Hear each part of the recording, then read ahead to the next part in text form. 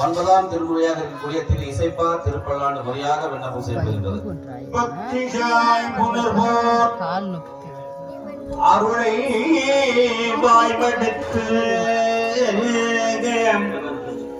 பருகுவோர் அமுதம் ஒற்றவர்க்கே தித்தியாதிருக்கும் தேவர்கள் இவர்த்தம் திருவுரு இருந்த வாப்பாரி சக்தியாய் சிவமாய் உலகெல்லாம் படைத்த தனி முழு முதலுமாய் அதற்கோர் வித்துமாய் ஆரூர் ஆதிகாய் வீதி விடங்கராய் நடம் குழாவினதே நின்று மனத்தவர் பூமிங்கள் மெய்யடியார்கள் விரைந்து வம்மில் கொண்டும் கொடுத்தும் குடிகுடி சற்கு ஆட்சைமில் அண்டும் கொடுத்தும் குடிகுடி சற்கு ஆட்சைமில் அண்டம் கடந்த பொருள் அளவில்லதோர் ஆனந்த வெள்ள பொருள் பண்டும் என்றும் என்றும் உள்ள பொருள் என்றே அல்லாண்டு கூறுதுமே. அன்பரங்கிற்கு நம்பர் அருளினாள் அழகை வேந்தும்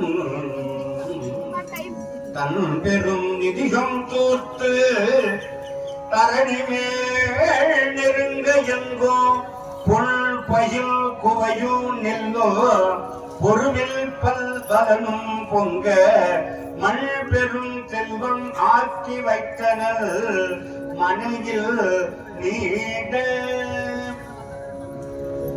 எழுந்தறிய அம்மையப்பருக்கு அபிராமி அந்தாதி விண்ணப்பம் செய்தனர். சுந்தரி எந்தை துணைவி என் பாசத்தொடரையெல்லாம் வந்தரி சிந்தூர வண்ணத்தினால் மகிடம் தலைமேல் அந்தரி நீலி அழியாத கண்ணிகை ஆரணத்தோன் கந்தரி கைத்தனத்தால் மலர்ந்தாழின் கருத்தனமே ஏறு மயில் ஏறி விளையாடு முகமொன்று ஈசருடன் ஞான மொழி பேசு முகமொன்று கோரு மடியாவினை கேட்ட முகமொன்று குந்துருவர்கள் வாங்கி நின்ற முகமொன்று மாறுபடு சோதரை வதைத்த முகமொன்று பள்ளியில் மனம் உணர வந்த முகமொன்று ஆறு முகமான பொருள் நீ அருள வேண்டும் ஆதி அருணாச்சலம் அமர்ந்த பெருமாளே. மால நேமம் அணிந்தவர் வேடமும் ஆலயம் தானும் அரணத்தொழுமே உலக பொதுமறை அன்பும் மரணம் உடைத்தாயின் இல் வாழ்க்கை அன்பும் பயனும் அது. அன்பர் பெருமக்களுக்கு ஒரு விண்ணப்பம்.